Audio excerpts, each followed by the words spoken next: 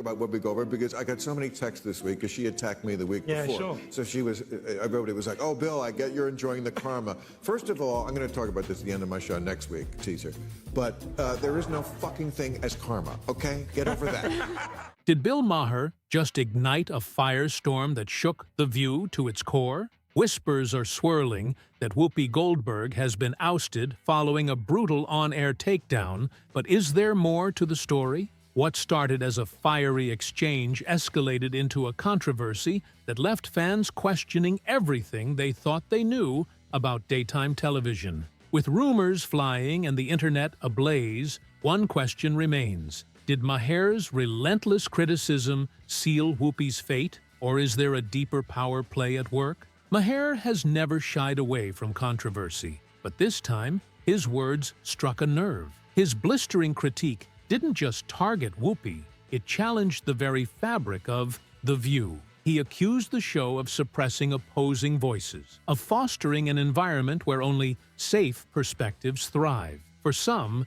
this was a long overdue reckoning, a moment of truth that exposed the show's double standards. But for others, it was an overblown attack, a reckless move that unfairly vilified one of the show's biggest stars. Then came the bombshell. ABC News confirmed Whoopi's 2-week suspension. But was it really just a temporary break or the beginning of the end? Speculation exploded. Some claimed Whoopi's past controversies had finally caught up to her, while others insisted that Maher's cutting remarks had forced the network's hand. Online forums buzzed with theories. Was Whoopi removed to appease critics, or was she stepping back on her own terms? Supporters rallied around her, arguing that she was the heart of the show. Meanwhile, her detractors saw this as inevitable, a long-overdue response to her history of heated remarks. And then, there were the whispers about creative differences,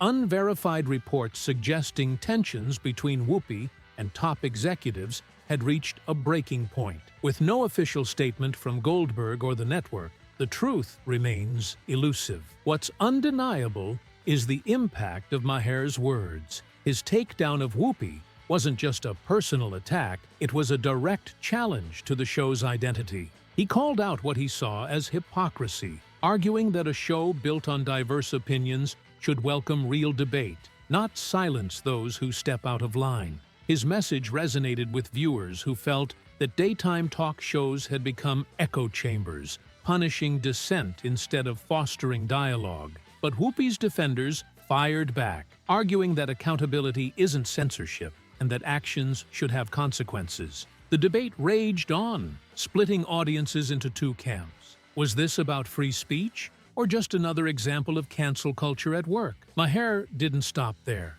He went further, questioning the very nature of karma and justice in media. Was Whoopi's suspension a deserved consequence or a random twist of fate? He dismissed the idea of cosmic retribution, calling it laughable. According to Maher, the chaos of life defies simplistic notions of justice. If anything, Whoopi's suspension was a symptom of a larger problem in mainstream media. He argued that punishing hosts for controversial opinions only erodes the credibility of platforms like The View. And if an opinion can get you silenced, is open dialogue even possible anymore? The clash escalated as Maher took aim at what he called left-leaning brats, those who reject or ridicule perspectives that don't align with their own.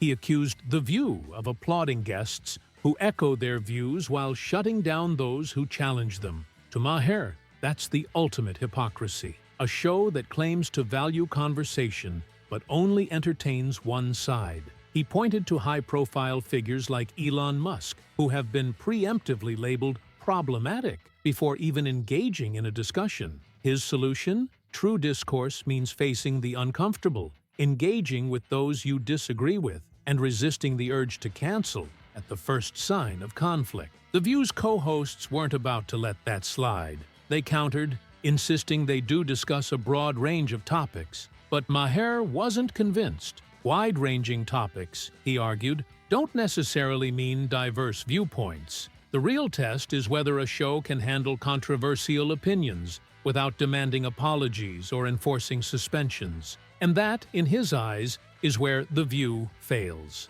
The heart of this showdown isn't just about Whoopi or Maher. It's about a broader shift in television, where dissenting voices are increasingly unwelcome. For Maher, the bigger issue is free speech itself. No one, he insists, should be muzzled for saying something offensive.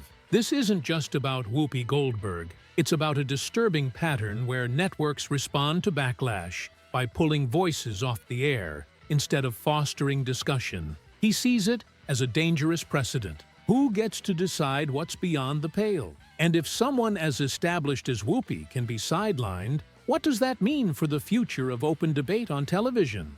The tension was immediate. Maher refused to back down, insisting that any meaningful discussion about the crisis required acknowledging the historical and political factors that led to the conflict in the first place. The panel, however, pushed back, arguing that the priority should be showing compassion for the innocent lives affected. But Maher, never one to shy away from controversy, fired back, warning that pure empathy without context often leads to feel-good solutions that fail to address the real causes of a crisis. His words sparked an immediate uproar, exposing a deeper divide between those who value raw, unfiltered truth and those who prioritize emotional resonance in media discussions. But this clash was more than just a heated moment on air. It was a battle emblematic of Maher's ongoing war with The View.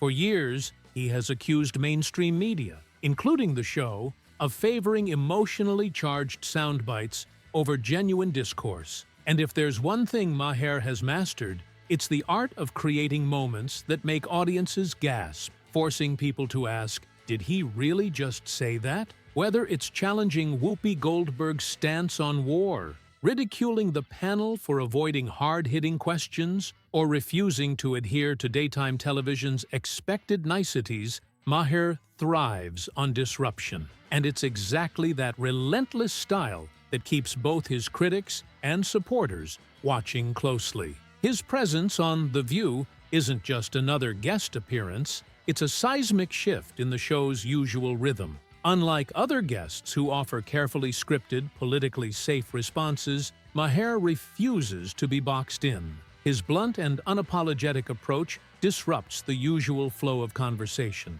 often leaving the co-hosts scrambling to regain control.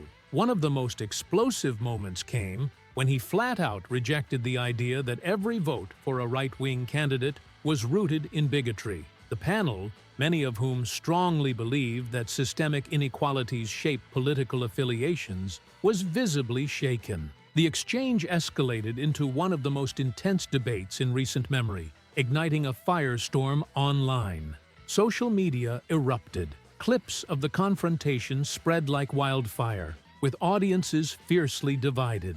Some praised Maher for daring to challenge what they saw as a one-sided narrative, while others accused him of disregarding the lived experiences of marginalized communities. The fallout only deepened rumors that behind the scenes, tensions were at a boiling point. Reports surfaced suggesting that certain panelists were privately voicing their frustration, growing tired of Maher's repeated disruptions. Whispers even suggested that some were pressuring producers to limit his appearances or cut him off altogether. But if anything, the friction only fueled Maher's influence. His unfiltered critiques of The View didn't just ruffle feathers, they amplified his appeal to an audience that craves unsanitized debate. And as speculation grew, an even bigger question loomed. Did these ongoing clashes contribute to Whoopi Goldberg's rumored removal from the show? Or was this just another media-fueled narrative designed to keep audiences hooked?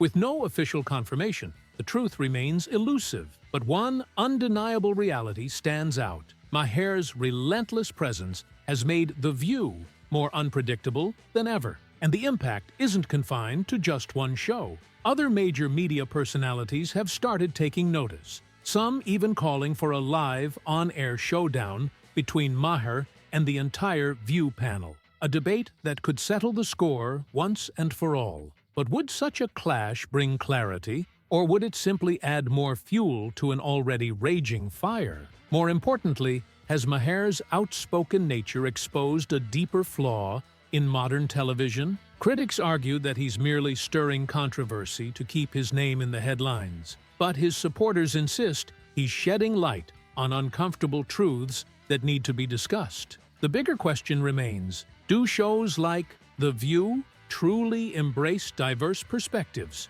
or do they selectively curate voices that align with their preferred narratives? Maher's clashes with the panel have forced audiences to confront this dilemma head-on. As for Goldberg's rumored exit, was she unfairly pushed out, or was it the result of her own words and actions? With no clear answer in sight, speculation will only continue to grow. One thing's for certain, in an era where every conversation feels like a potential scandal, the battle between free speech and cancel culture has never been more blurred. What do you think? Is Maher exposing a deeper issue in daytime television, or is he just another provocateur stirring the pot for attention? Share your thoughts in the comments, and don't forget to like and subscribe for more updates. The drama is far from over.